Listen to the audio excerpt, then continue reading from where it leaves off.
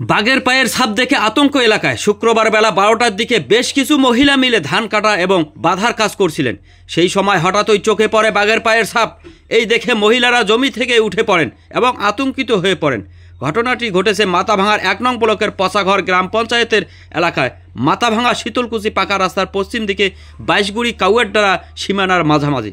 সঙ্গে সঙ্গে ঘটনাটি জানাজানি হতেই এলাকায় আতঙ্কের পরিবেশ তৈরি হয়। খবর দেওয়া হয় বন দপ্তরকে। জমিতে কাজ করা অর্চনা বর্মন, শামিনা বেওয়া, শফিয়ার রহমান, আজিজুল হোসেনরা জানান, কয়েকদিন আগে সাতগাছিতে বাঘের আঘাতে বেশ কয়েকজন জখম হয়েছে। আজকে বাঘের পায়ের ছাপ দেখে আমরা ভয় পেয়ে বাড়িতে চলে এসেছি। ঘটনাস্থল থেকে 200 মিটার দূরে স্থানীয় বাসিন্দা তথা পচাগড় গ্রাম পঞ্চায়েতের উপপ্রধান কল্যাণী রায় জানান, স্থানীয়রা বিষয়টি আমাকে জানিয়েছে। তৎক্ষণাৎ বন দপ্তর এবং পুলিশকে জানিয়েছে। মনা ডাক্তারের কর্মীরা ঘটনাস্থলে এসে পরিদর্শন করে গেছেন। কল্যাণী দেবী বলেন, আতঙ্কিত হওয়ার কোনো বিষয় নেই, সবাই সচেতন থাকুক। সমস্ত বিষয়ে প্রশাসনের পক্ষ থেকে নজর রাখা হচ্ছে।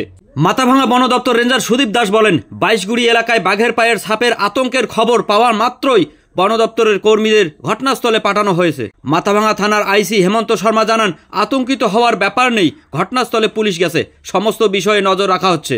স্থানীয়রা বলেন, মনে হয় এটা বাঘের পায়ের ছাপ। খবর ছড়িয়ে পড়তেই 8 থেকে 80 বৎসরের পুরুষ ও মহিলারা এখন জমি থেকে ঘরের ভেতর ঢুকে রয়েছেন, কেউ বাইরে বের হতে চাইছেন না। লোক বসবে না, আপনারা তাও সাবধানে থাকবেন, মানে মানুষকে আতঙ্কিত করবেন না, আপনারা সাবধানে থাকবেন। বাঘের সাপ না, আমি বাঘের সাপের কি এটুকু নাকি? না, এটাই বলছি, আতঙ্কিত হবেন না, তার পায়ের সাপের দুটো ছড়াবেন না, আপনারা সাবধানে থাকবেন। বাঘের সাপের নখ বসবে না, আপনারা সাবধানে। বাঘের সাপের নখ বসলে এইটুকু বসবে নাকি? বসবে এত বড় নখ কোনোদিনও বসবে না, আমরা কষ্ট দেখি কইছে এত বড়।